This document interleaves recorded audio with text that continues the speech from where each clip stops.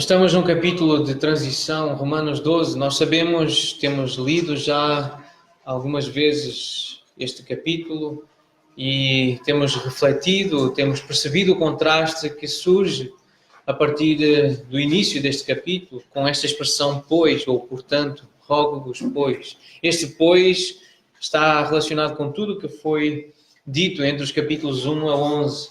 E a ideia principal que transita por toda esta parte da carta, esta secção, parece ser de uma paz e uma unidade para a igreja em todos os seus relacionamentos, tanto internos quanto externos. A ideia de ter paz nos relacionamentos. E neste capítulo, Paulo começa com o compromisso individual com Deus. Estes versículos 1 e 2 é esse compromisso que cada crente, que cada cristão deve ter com Deus. E depois ele muda para o compromisso mútuo com o corpo por meio dos dons e por atos de amor aos outros que não estão tão próximos. E depois ele relaciona a obrigação social dos crentes com o governo, isso vamos ver no capítulo 13, ou lemos no capítulo 13, as responsabilidades morais do amor para com todos os homens e a pureza diante de Deus, a parte final do capítulo 13. E finalmente, Paulo, na carta, no capítulo 14, aborda questões delicadas do relacionamento entre irmãos de diferentes níveis de maturidade cristã e a sua relação com a liberdade em Cristo. Isso ele trata nos capítulos 14 e no início do capítulo 15. Concluindo as suas aplicações práticas com louvor a Deus, em quem a nossa esperança, alegria e paz são encontradas. A parte final do capítulo 15. E depois no capítulo 16, ele menciona várias pessoas que ele conhecia, irmãos em Cristo preciosos para ele. Mas à luz do plano inigualável de Deus, conceder misericórdia para os redimidos, de acordo com as misericórdias de Deus, segundo as misericórdias de Deus. À luz do capítulo 1 a 11, os crentes devem tornar a sua vida totalmente consagrada a Jesus. Estabelecer o ritmo da sua vida espiritual por meio da constante recusa de ser dominado pelos padrões de comportamento dirigidos pela carne e ou pelo mundo. Que não seja o mundo, que não seja este sistema no qual vivemos a dirigir, a mandar em nós, a nos conformar ao seu padrão, mas que seja Cristo e as misericórdias de Deus, ou seja, o Evangelho, as notícias acerca da morte de Jesus e as implicações. Em lugar da autovalorização, o crente justificado deve praticar a autoavaliação, de acordo com os talentos que recebeu para o serviço do corpo. Então, a partir do versículo 3, não se considere superior a ninguém, considere os outros superiores a si mesmo, não ache que é melhor, não pense de si mesmo além do que convém. Então, fazer uma autoavaliação honesta, verdadeira, à luz do que a Bíblia diz acerca do homem, da mulher, do ser humano. Mas perceber também a graça que lhe foi dada, os talentos, os dons, a capacidade que tem para servir às outras pessoas, para ser útil, para ser relevante na sua vida comunitária. Então, os diversos dons fornecem a multiplicidade, que, embora essencial para o funcionamento apropriado do corpo, essa multiplicidade de tarefas diferentes, também permite a comparação e a competição. E isto é um problema. Isto estava a acontecer na igreja de Corinto. Os dons, os talentos, as capacidades, as habilidades, mas principalmente os dons espirituais, estavam-se a tornar um motivo de comparação e de competição na igreja. Uns que sabiam fazer algumas coisas melhor do que os outros, e estava a criar problemas. Portanto, o ideal que Paulo propõe aqui, o ideal divino, é que o corpo funcione em cooperação e não em competição ou comparação, mas cooperação. Que trabalhemos juntos, temos funções diferentes. É verdade que alguns membros são mais visíveis do que outros no corpo. Alguns são dignos de maior atenção, mas todos devem ser tratados com honra. E aqui temos uma lista, a partir dos versículos 4 até ao versículo 8, temos uma lista de dons, já foram estudados, o irmão Miguel já trouxe uma exposição bíblica destes versículos. Vamos fazer apenas um breve resumo. e uma breve descrição destes dons. O dom da profecia, que ele deve ser exercido de acordo com a fé de cada um, significa a capacidade de falar em nome de Deus e de revelar a sua vontade. Esta é a melhor descrição do que significa o dom da profecia. O dom do serviço, então se alguém tem o dom, que sirva. Se tem o dom, então que o ponha em prática. Muito direto, muito paulino, assim, muito na lata, não é? Capacidade sobrenatural de se dar para ajudar os outros, de se doar, de se sacrificar a favor dos outros. Isso aqui é o dom espiritual. No ensino, se tem o dom, então que ensine, que se esmere no ensino. A capacidade de descobrir e transmitir a verdade de forma convincente. Quem tem o dom do ensino tem essa possibilidade e capacidade de descobrir a verdade e a de a transmitir de uma forma convincente. Sabemos, contudo, que é Deus que convence, é o Espírito Santo que convence as verdades espirituais, mas Ele usa homens e mulheres com este dom para escreverem, para falarem de uma forma clara e razoável, inteligente e convincente por isso. O dom do encorajamento, o dom da misericórdia, se alguém o tem, então que o faça com ânimo, com alegria, a capacidade de confortar e motivar outras pessoas para Cristo. O dom da contribuição, que seja feito com sinceridade, generosidade, sem motivações ocultas. Esse dom é a capacidade sobrenatural de levantar e doar bens materiais para a obra do ministério. A liderança ou a presidência, que deve ser exercida com diligência, é a capacidade de coordenar esforços e facilitar o trabalho de outras pessoas no corpo. Trabalhar em equipa, de exercer essa supervisão, essa liderança e de capacitar outras pessoas para servirem no corpo. O dom da misericórdia, com um sentimento de alegria, significa a capacidade de perceber e preencher diversas necessidades do corpo. Então estes são os dons mencionados nesta lista. Existem outras listas em 1 Coríntios capítulo 12, em Efésios capítulo 4, também de forma breve em 1 de Pedro capítulo 4. Mas como era o caso lá na cidade de Corinto e na igreja de Corinto, Paulo aqui passa de uma descrição de dons variados para a forma que tais capacidades e o restante dos relacionamentos entre as pessoas e o corpo deveriam ser exercitados. Isto é, num espírito de amor e de auto-entrega. Este é o ambiente, este é o espírito. Esta é a atmosfera espiritual que deve preponderar, que deve estar presente no exercício dos dons. A fala dos dons, descreve os dons e depois ele apresenta a ideia da atmosfera, esse amor, essa auto-entrega, esse sacrifício que é amar sem hipocrisia. O sacrifício que é detestar o mal. O sacrifício que é nos apegarmos ao que é bom. É sacrifício. É auto-entrega. Entregar-se a si mesmo.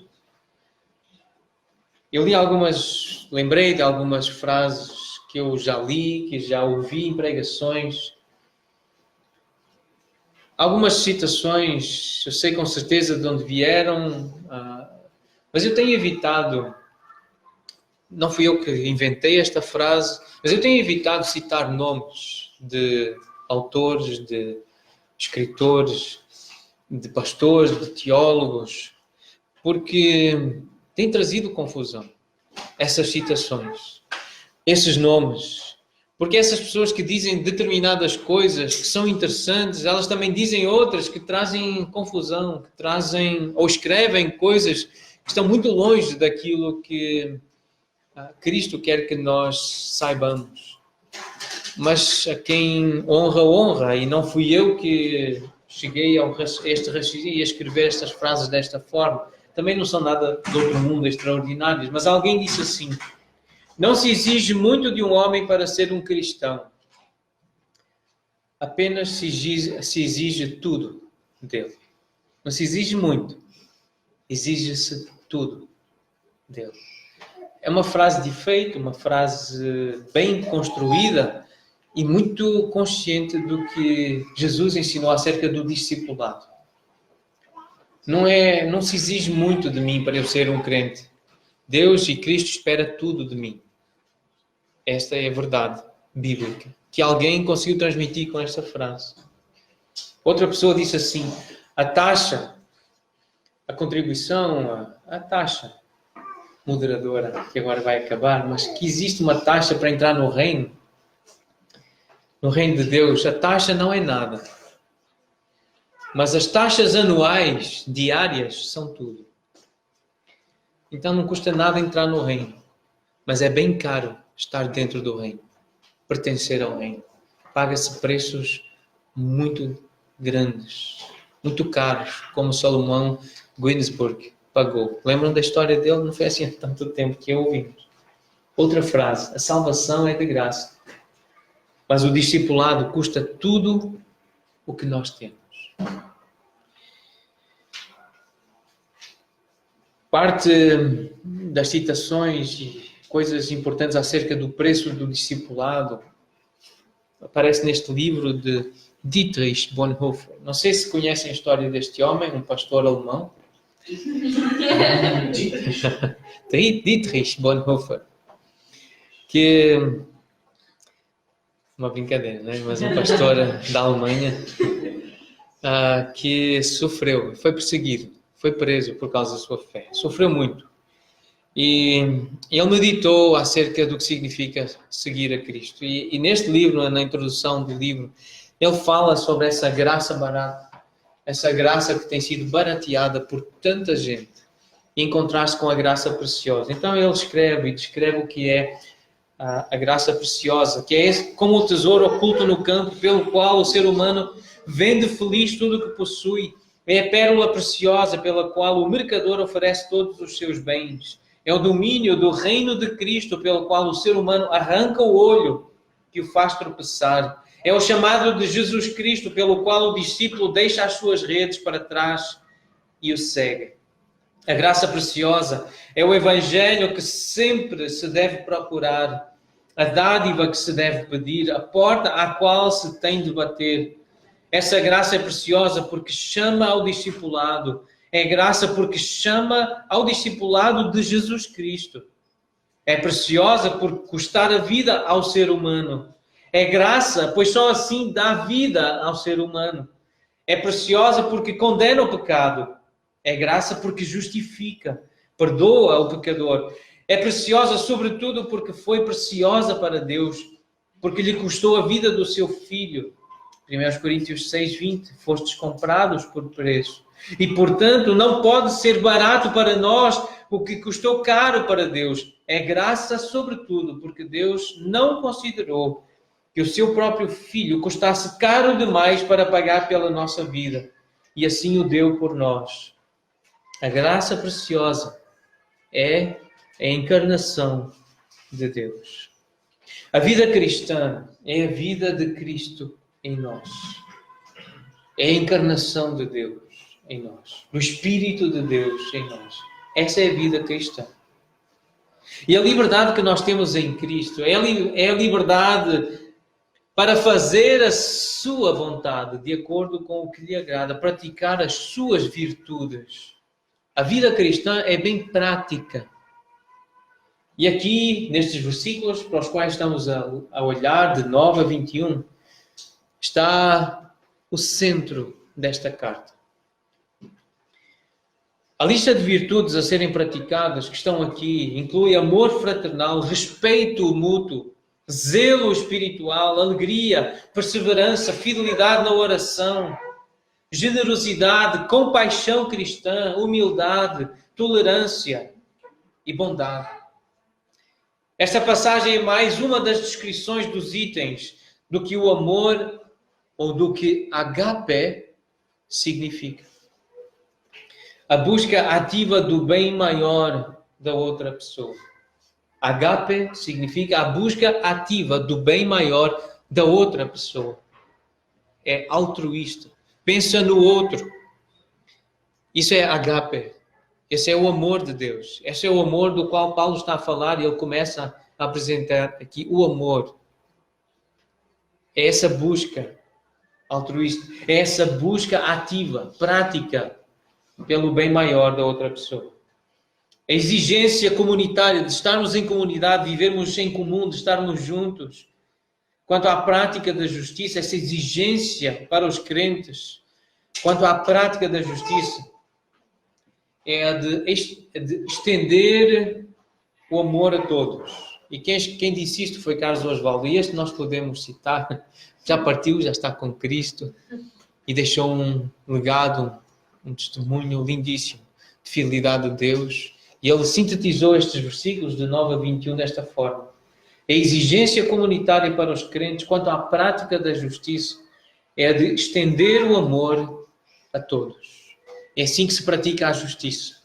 É quando o amor é estendido a todas as pessoas, sem discriminação. Aqui nestes versículos de 9 a 21, nós lemos os traços, acerca dos traços que caracterizam uma vida cheia do Espírito Santo. Porque a carta aos Romanos trata dessa ação do Espírito Santo, especialmente o capítulo 8. Mas a vida cristã só é possível ser vivida com o Espírito de Cristo em nós, habitar em nós, a nos usar o nosso corpo, que foi comprado por alto preço.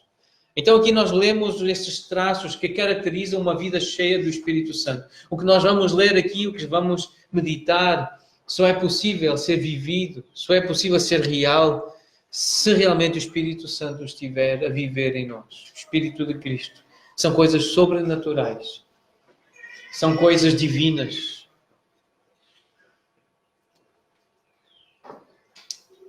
Um irmão, um expositor bíblico, ele fala desta passagem como uma sequência de círculos menores, ou um pequeno círculo que se vai expandindo. Imaginar uma água sossegada, tranquila, um lago calmo, e quando se atira uma pedra para o meio do lago, vê-se aqueles círculos a expandir-se. E ele observou isso aqui, porque os primeiros versículos, o primeiro versículo, especialmente o versículo 9, ele fala das obrigações pessoais, das exigências pessoais. O amor seja sem hipocrisia, detestai o mal, apegando-vos ao bem. Isto é olhar para o coração, é olhar para dentro, é olhar para os sentimentos, para as afeições, para as decisões, para os compromissos que nós assumimos individualmente. É dentro, é um pequeno círculo. É algo que acontece no coração, na nossa alma, no nosso espírito, em comunhão com o Espírito de Deus e com a revelação de Deus. É um pequeno círculo que depois se expande para as obrigações familiares ou fraternais, na família ou na igreja. Os versículos 10 a 13. E depois se expande-se a partir do versículo 15 para um outro grupo. Os outros, com os que estão próximos, estão um pouco mais afastados, não são da família, da igreja, mas são pessoas com as quais nós convivemos. E por fim, um grupo maior, dos versículos 17 a 21, e que é uma menção no versículo 14, aqueles que nos consideram inimigos, que nos perseguem, que nos odeiam, que não gostam de nós porque somos cristãos. Isso é algo comum, isso é algo normal na vida cristã. Jesus foi odiado, Jesus foi maltratado. É natural que o mundo odeie os cristãos e que queira maltratar e que maltrate os cristãos, como Samuel Ginsburg, como Dietrich Bonhoeffer e muitos outros que nós conhecemos a história deles, que por causa de Cristo foram maltratados. Então há aqui uma sequência de um olhar mais individualizado, mais pessoal para o coração, depois os relacionamentos mais próximos, familiares, fraternais, relacionamento com colegas, com familiares mais afastados, com amigos, com conhecidos, até aqueles que nos odeiam, que nos tratam como inimigos, nos consideram seus inimigos. Portanto, cada crente deve estender o amor para com os irmãos, esse amor que deve brotar de uma forma genuína do seu coração. Então, esse amor deve ser sem hipocrisia, sem dolo, deve ser com devoção, com humildade, com zelo, com alegria e perseverança, com generosidade.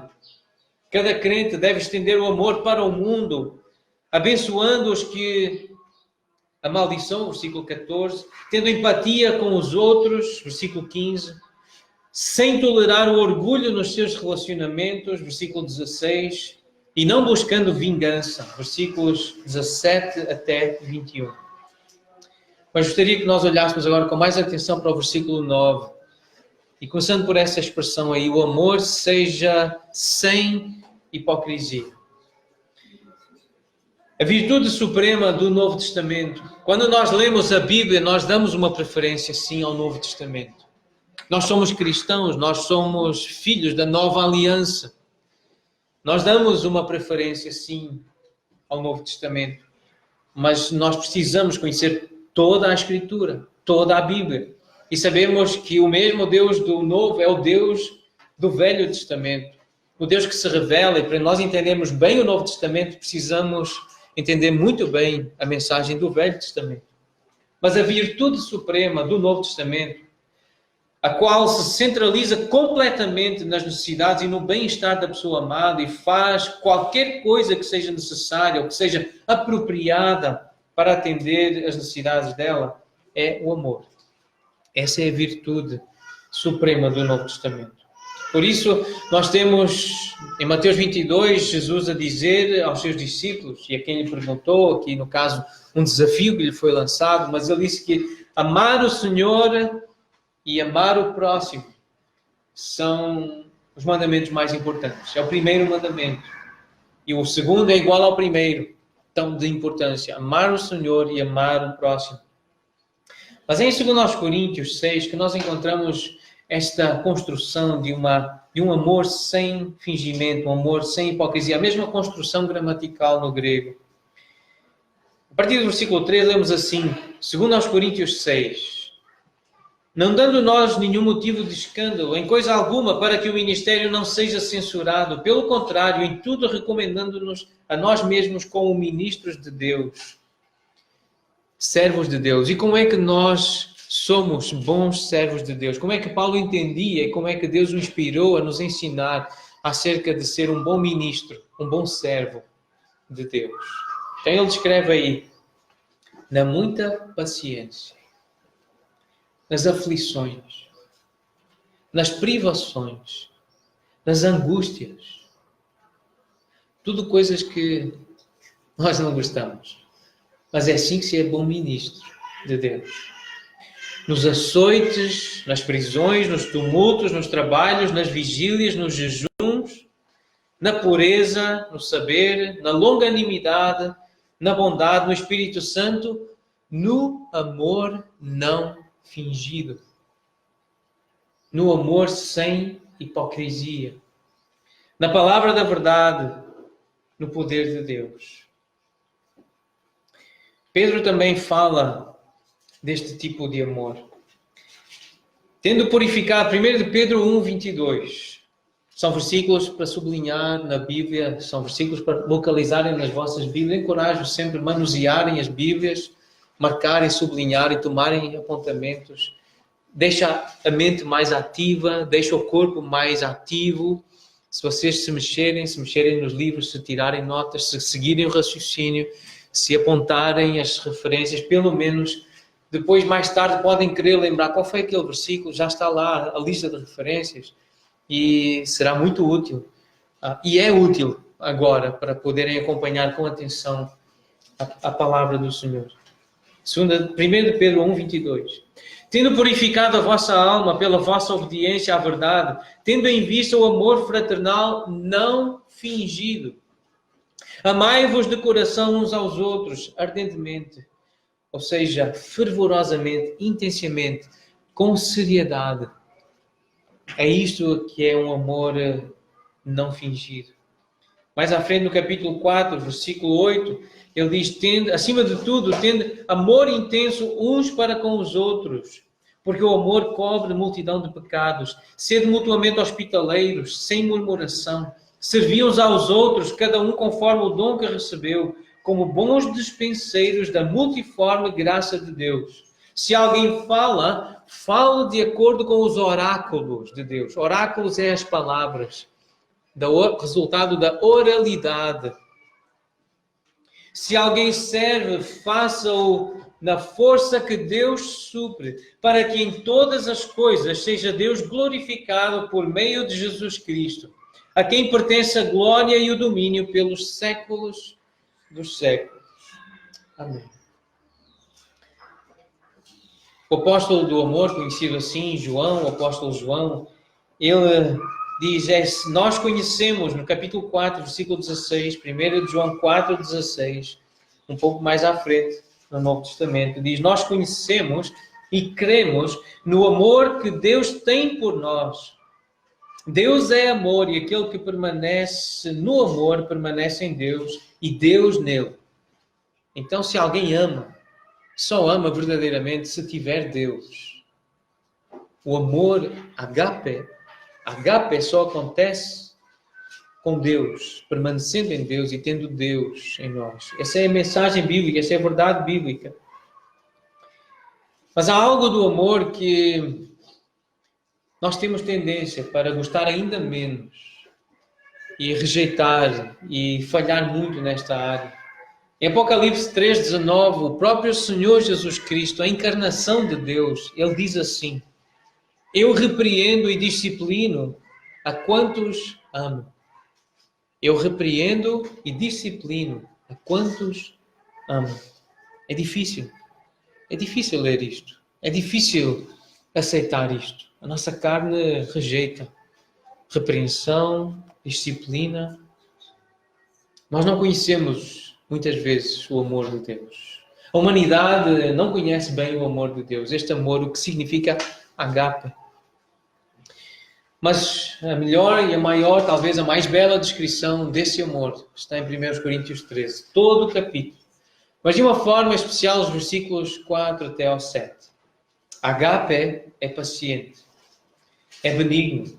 Agape não arde em ciúmes, não se ufana, não se ensoberbece, não se conduz inconvenientemente, não procura os seus interesses, não se exaspera, não se ressente do mal, não se alegra com a injustiça, mas regozija-se com a verdade.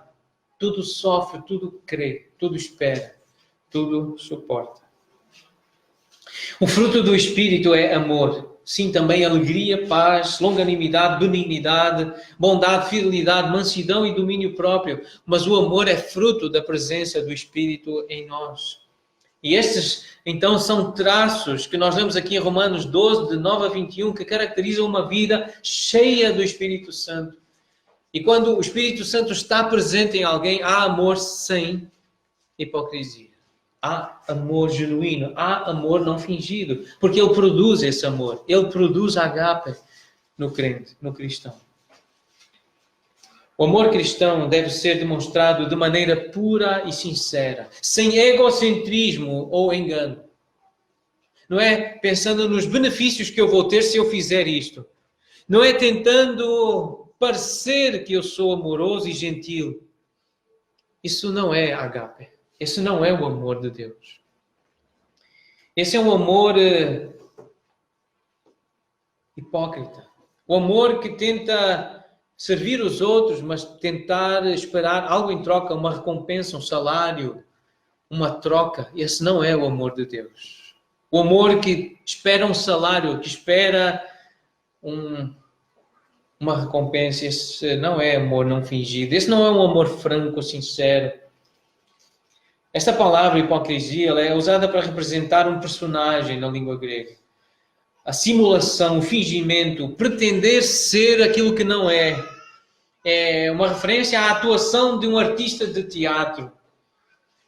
É um sinônimo de dissimulação. É um sinônimo de hipocrisia. De alguém que é um impostor. Este termo normalmente descreve no Novo Testamento uma pessoa não regenerada, não nasceu de novo e que engana a si mesma. Ela realmente está a enganar-se a si mesma, porque ela não nasceu de novo. O Espírito Santo não habita nela e por isso ela ama com fingimento, ela ama de forma hipócrita, falsa. Não é o amor genuíno, não é o amor de Deus. A hipocrisia é o pecado mais desagradável e feio de todos. Foi John MacArthur que disse isto. Ele acha, e ele escreveu numa exposição deste texto, Romanos 12, ele considera, eu creio que nós também consideramos isso, a hipocrisia como o pecado mais desagradável e feio de todos, pois finge afeição e é cheio de ódio. Nenhum pecado é pior que a hipocrisia, nenhum vício é mais destrutivo que a hipocrisia. E a Bíblia apresenta alguns exemplos de amor hipócrita. A história de Joabe e Amasa, no segundo livro de Samuel, no capítulo 20, se quiserem localizar esta história aí, em 2 Samuel 20, a partir do versículo 9, diz que Joabe foi ter com Amasa e perguntou-lhe assim: vais bem, meu irmão? Uma linguagem de fraternidade, de proximidade, de intimidade. Estás bem, meu irmão? E com a mão direita pegou a barba para o beijar, um gesto de fraternidade, de amor. Então, a pergunta, meu irmão, vais bem, uma saudação, e depois chega-se para o beijar. Mas o versículo 10 diz que Amasa não se importou com a espada que estava na mão de Joabe. Eu confiava nele, era amigo, era irmão, veio beijá-lo. De sorte que Joabe o feriu com a espada no abdômen e lhe derramou por terra as entranhas. E não o feriu segunda vez. E morreu. Isto é amor hipócrita. Isto é amor fingido. 2 Samuel, capítulo 20, versículos 9 e 10. Davi, no Salmo 55, ele canta uma história de amor hipócrita. A partir do versículo 13, lemos assim, Salmo 55. Mas és tu, meu igual, meu companheiro e meu amigo íntimo. Juntos andávamos, juntos nos entretínhamos e íamos com a multidão à casa de Deus. Depois do versículo 21, descreve o comportamento daquele amigo íntimo, aquele amigo. A sua boca era mais macia que a manteiga, porém no coração havia guerra. As suas palavras eram mais brandas que o azeite, contudo eram espadas desembainhadas. Então não bastam palavras, não bastam saudações, não bastam gestos. Deus conhece o coração. Provérbios 26, versículos 24 e 25. Provérbios 26, 24 diz: aquele que aborrece dissimula com os lábios, mas no íntimo encobre o engano.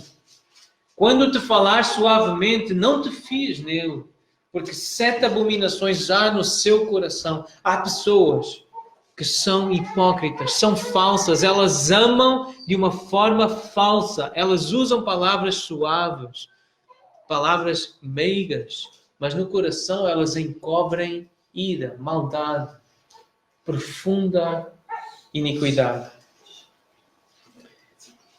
Em Ezequiel 33, Deus fala com Ezequiel e fala com o profeta que representava Deus e dizendo: eles vêm a ti, Ezequiel 33, versículo 31, eles vêm a ti como o povo costuma vir e se assentam diante de ti como o meu povo e ouvem as tuas palavras, mas não as põem por obra. Pois com a boca professam muito amor, mas o coração só ambiciona lucro, prosperidade. Só quer recompensa. Mas com a boca proferem muito amor, mas o coração é só lucro. E procuram os profetas de Deus, e procuram os irmãos, e os pastores, e os conselheiros, e as igrejas, e os ministérios, mas só querem lucro. Coração ganancioso, coração materialista, enganoso, hipócrita, falso. Um exemplo do Novo Testamento, um hipócrita do Novo Testamento, João 12, versículos 5 e 6. O hipócrita pergunta: por que não se vendeu este perfume por 300 denários e não se deu aos pobres? Ele que amava tanto os pobres, que se preocupava com os pobres, achou um desperdício que aquela mulher fez, derramando um perfume caríssimo nos pés de Jesus. Por que não se vendeu o perfume e não se deu aos pobres? Eu amo tanto os pobres. diz o hipócrita. Versículo 6 explica, isto disse ele, Judas Iscariotes. Não porque tivesse cuidado dos pobres, mas porque era ladrão. E tendo a bolsa, tirava o que nela se lançava. Mas o espírito que estava em Judas era o mesmo espírito que estava em Joabe. Porque vejam o comportamento dele em Mateus 26, versículo 49. Descrito no momento da traição, no momento em que Jesus foi preso. Aproximou-se de Jesus e disse-lhe, salve. Esta palavra, salve, é uma palavra que transmite alegria, regozijo por encontrar uma pessoa amada. Em grego é uma expressão de ficar extremamente alegre por ver alguém de quem se gosta muito. E ele disse, salve! E depois beijou. A palavra beijar no grego diz beijar várias vezes, beijar com ternura, beijar ternamente. É a palavra que traduz esta atitude de Judas. Salve, mestre! E o beijou com ternura. Beijou várias vezes. Pode ter sido um beijo, Jesus disse com um beijo, mas um beijo que é traduzido por João, usa a palavra beijar com ternura, ternamente. É por isso que o apóstolo do amor deixa-nos esta exortação. Existem hipócritas, existem fingidos, existem pessoas que dizem uma coisa, que querem outra, e que ocultam com atitudes e com palavras o que realmente está no seu coração. E por isso esta exortação tão necessária para nós hoje. 1 João capítulo 3, versículo 18, filhinhos. É uma expressão ternurenta, é uma expressão de afeição, de verdadeiro amor. É uma expressão agape, filhinhos. Não amemos de palavra, nem de língua, mas de facto e de verdade. Sabem, irmãos, as pessoas anseiam, elas precisam, elas carecem, elas andam à procura do verdadeiro amor. As pessoas que nos visitam, e nós temos percebido isso, as pessoas valorizam quando são abraçadas, quando se lhes dá atenção, quando se ora por elas, quando as visitamos, quando ligamos no meio da semana, quando realmente as ajudamos. As pessoas estão desesperadas, elas anseiam, elas precisam de amor. Precisam ser amadas, sem fingimento, sem hipocrisia. E quando as pessoas virem que nós nos amamos sinceramente e que sabemos amar sem hipocrisia, sem fingimento, isso vai atrair essas pessoas a nós. E, consequentemente, vai atrair essas pessoas a Cristo, que é o nosso objetivo. Não é atraí-las apenas a nós, mas atraí-las à fonte do verdadeiro e permanente amor, que é Deus, que é Cristo. Eu queria então aplicar estas ideias de uma forma assim, o mais prática possível que eu pude imaginar. Amar Deus. Como viver um amor sem hipocrisia com Deus, desejando estar com Ele. Fazer sacrifícios. Orar é um sacrifício. Então nós vamos orar durante a semana. Vamos fazer este sacrifício de orar. De ler a Bíblia é um sacrifício. Quando há tanta coisa bem mais interessante, bem mais divertida, bem mais envolvente para fazer, bem mais entusiasmante para assistir, para ver, para ler. Mas nós sabemos que Deus se agrada quando nós lemos a sua palavra. Estar com a igreja, fazer o sacrifício de estar com a igreja. De deixar o seu lar, deixar mais cedo o seu trabalho, abandonar os seus afazeres, as suas responsabilidades para poder estar com a igreja. Fazer um sacrifício e mostrar a Deus que Ele é importante. Por isso o povo dele é importante. E eu quero estar com a igreja. Eu quero estar com cristãos. Eu quero estar com aqueles com quem eu me comprometi a estar à quarta-feira às 8 horas e ao domingo às 10h30. Deus, eu faço isto por tua causa. É para te honrar. Eu faço. Eu quero te agradar. Eu quero te obedecer, purificar a mente e o corpo. Eu quero te servir com os meus dons, servindo a igreja.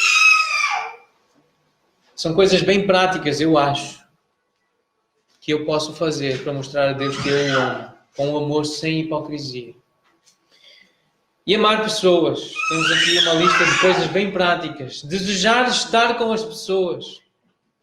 Fazer sacrifício para ouvir as pessoas. Cumprir horários. Limpar o que for preciso limpar. Arrumar o que for preciso arrumar na casa da pessoa, na nossa casa, por causa das pessoas. Por causa dos pais. Por causa do desejo da mãe. Limpar ou arrumar. Porque eu amo a minha mãe e quero amá-la sem fingimento, sem hipocrisia. Dar dinheiro. Sobre dar dinheiro, de novo, este entendimento de que é uma graça que Deus nos dá. Voltando a 2 Coríntios 8, 2 Coríntios 8. Paulo diz assim à igreja de Corinto: eu não vos falo na forma de mandamento sobre dar dinheiro. Eu não quero que vocês se sintam obrigados a dar dinheiro, mas para provar pela diligência de outros a sinceridade do vosso amor. A nova versão transformadora diz assim, este versículo: eu não estou a ordenar que o façam, que deem dinheiro para os necessitados e para os ministérios, mas sim a testar a sinceridade do vosso amor, ao compará-lo com a dedicação de outros, com os irmãos da Macedónia. Ele está a comparar os outros. Eles deram-se a si mesmo ao Senhor e participaram desta graça. Eu agora quero ver vocês, quero vos ver a vocês, se vocês vão ter esse mesmo amor não fingido, esse mesmo amor gracioso. Abster-se ou privar-se de algo que aprecia, que a pessoa aprecia por causa da pessoa amada. Mas eu não vou fazer isto, eu não vou comer, eu não vou beber, eu não vou realizar porque aquela pessoa tem problemas com isto. E eu não vou fazer por amor a ela. Eu vou me abster. Eu vou privar-me de algo até legítimo, algo bom. Mas eu não vou fazer por causa da pessoa que eu amo. Por ela eu não faço. Outras coisas práticas que podemos fazer para mostrar amor não fingido pelas pessoas.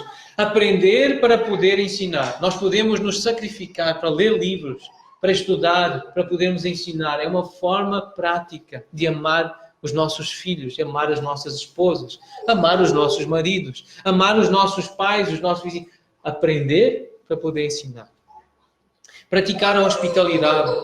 Convidar para refeições, hospedar em casa, servir pessoas. Dá trabalho, sim, cozinhar para mais 1, 2 ou 3, lavar roupa, porque a pessoa vem para casa, suja toalha, suja lençóis, mas trabalhar, servir, amar, servir humildemente, ou seja, conduzir um carro, fazer compras para alguém, fazer limpezas, fazer comida, montar mobília, consertar alguma coisa estragada, dar explicações, são serviços humildes, que são feitos por pessoas simples, mas que nós podemos e devemos fazer para mostrar que amamos as pessoas. Falar de acordo com a palavra de Deus, citar versículos ou princípios bíblicos, para encorajar, mas também para repreender, para corrigir. Isto é amar. É amor sem hipocrisia, amor não fingido. Exercer paciência, não se irritar facilmente, esperar, suportar as adversidades. Ou seja, falar, explicar com calma. Se a pessoa ainda não entendeu, vou explicar com calma, porque o amor é paciente. Com brandura, aguardar a conclusão das tarefas com uma postura serena, ainda que lá dentro a coisa esteja a ficar revoltada, mas vamos serenar os ânimos, vamos esperar que a pessoa termine a tarefa, vamos explicar como fazer mais rápido, vamos corrigir com brandura, vamos renovar a confiança e a esperança em Deus e na obra que Ele está a fazer na pessoa que nós amamos. A pessoa ainda não faz como deveria, mas vamos renovar a nossa confiança e esperança que Deus vai fazer essa obra. Não procurar os seus próprios interesses, ou seja, estar disposto a sacrificar a própria agenda a favor da pessoa amada, priorizar os desejos do outro e não os meus desejos. Não se considerar superior. Essa é uma atitude de gratidão pelo que recebeu, aprendeu. Também dar, ensinar graciosamente. Não se conduzir inconvenientemente. Sensibilidade à cultura é necessário. Perceber a cultura da pessoa, de onde é que ela veio, os livros que ela leu, a educação que ela recebeu. Ter uma sensibilidade às preferências da pessoa, aos valores da outra pessoa. Aquilo que ela valoriza, aquilo que ela acha que está errado. Então, não sermos inconvenientes nos nossos relacionamentos. Conhecermos a pessoa, porque o amor não se porta inconvenientemente. A outra expressão do versículo 9 é detestai o mal. E já estamos a terminar, e é rápida esta parte. Alguns versículos que repetem esta ideia em outras porções da Escritura. Salmo 34, 14, aparta-te do mal, odeia, tem horror, não gostes do que é mau, pratica o que é bom. Salmo 97, 10, vós que amais o Senhor, detestai o mal. O Salmo 101 diz assim, não porei coisa injusta diante dos meus olhos, a partir do versículo 3. Aborreço o proceder dos que se desviam, nada disto se me pegará. Longe de mim o coração perverso, eu não quero conhecer o mal. Ao que às ocultas calunia o próximo, a esse eu destruirei, diz Davi. É um salmo messiânico, aponta para Jesus. O coração de Jesus está neste salmo. Davi podia fazer isso como rei no tempo de Israel. Ele tinha poder de mandar matar. No Novo Testamento, na igreja, quem manda matar e quem mata é Jesus, a quem Davi representava neste salmo. E Jesus mata. E se lermos com atenção o Novo Testamento, nós vemos, Jesus matou. Ele mandou matar e matou por causa da iniquidade, por causa do pecado. O que tem olhar altivo e coração soberbo, eu não o suportarei. Versículo 7. Não há de ficar em minha casa o que usa de fraude, o que profere mentiras, não permanecerá ante os meus olhos. Manhã após manhã destruirei todos os ímpios da terra para limpar a cidade do Senhor dos que praticam a iniquidade. Salmo 119, 2 versículos que transmitem esta ideia também. Versículo 104. Por meio dos teus preceitos eu consigo entendimento. Por isso, porque eu leio a tua palavra, eu entendo a tua vontade, eu detesto todo o caminho de falsidade. O verso 63 diz, eu abomino e detesto a mentira.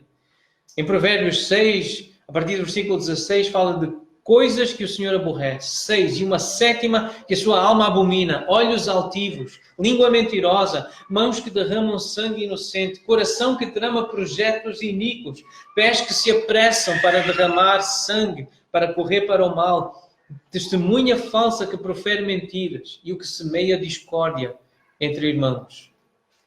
No capítulo 8, versículo 13, diz que o temor do Senhor consiste em aborrecer o mal. A soberba, a arrogância, o mau caminho e a boca perversa. O Senhor aborrece. E em Amós, capítulo 5, versículo 15, lemos assim, a palavra do Senhor por meio do profeta Amós, aborrecei o mal e amai o bem. E estabelecei na porta o juízo. Sede justos. Agora, nós sabemos das lutas que nós temos com a hipocrisia, com a falsidade. Nós sabemos que isto é muito difícil de viver. Paulo também sabia, ele disse isto nesta carta que estamos a estudar no capítulo 7. Ele diz, nem mesmo compreendo, a partir do versículo 15, nem mesmo compreendo o meu próprio modo de agir, pois eu não faço o que prefiro, e sim o que eu detesto. Versículo 19, eu não faço o bem que prefiro, mas o mal que eu não quero, esse eu faço. 21, então, ao querer fazer o bem, encontro a lei de que o mal reside em mim. Nós precisamos saber disso, o mal reside em nós. É esse mal que temos que aprender a detestar. Não sejais, Efésios 5:11, não sejais cúmplices nas obras infrutíferas das trevas. Antes, porém, reprovai-as, aborreçam, detestem o mal, reprovem o mal. E por fim, Hebreus 1, 8 e 9 diz, citando o Salmo 45, acerca de Jesus diz, o teu trono, ó Deus, é para todo sempre. Cetro de equidade é o cetro do seu reino. Amaste a justiça e odiaste a iniquidade. Por isso, Deus, o teu Deus, te ungiu com o óleo de alegria. Quando nós, como Jesus, amarmos como Ele amou a iniquidade, também receberemos esta alegria, esta unção do Senhor, porque seremos como Ele é. E para aplicar, então, estas ideias finais, Aprender a chamar mal ao que Deus chama mal. Afastar-se do mal. Abandonar determinados relacionamentos, lugares e conversas que são do mal. E reprovar ideias e atitudes malignas. Nós temos que dizer, isso está errado. Não precisamos gritar, nós precisamos dizer, isso não está certo.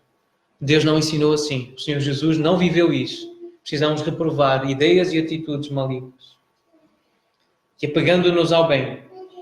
O Salmo 1 diz, bem-aventurado o homem que não anda no conselho dos ímpios, não se detém no caminho dos pecadores, nem se assenta na roda dos escarnecedores. Antes o seu prazer está na lei do Senhor, e na sua lei medita de dia e de noite. Fazer o que Paulo e Barnabé faziam. Tendo eles chegado e vendo a graça de Deus, alegrou-se e exortava a todos os que com firmeza de coração permanecessem no Senhor. É apegar-se, é com firmeza, é permanecer. 1 Tessalonicenses 5,15 diz, segui sempre o bem.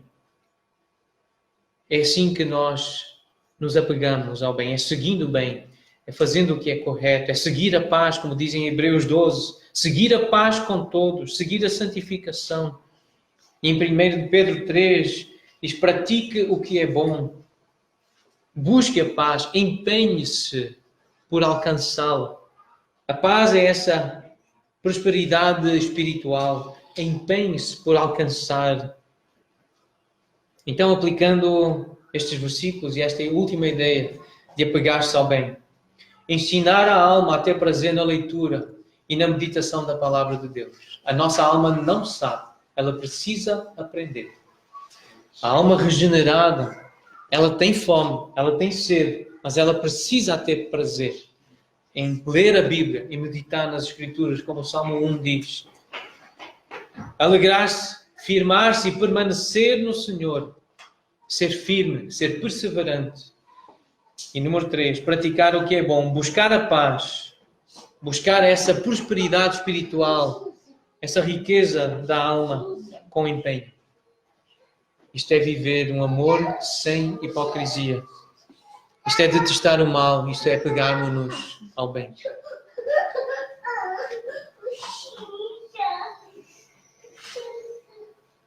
Nós vamos orar e vamos cantar um hino que canta o amor, que descreve este amor. Uma melodia que eu desejo que fique no nosso ouvido para levar-nos daqui connosco hoje.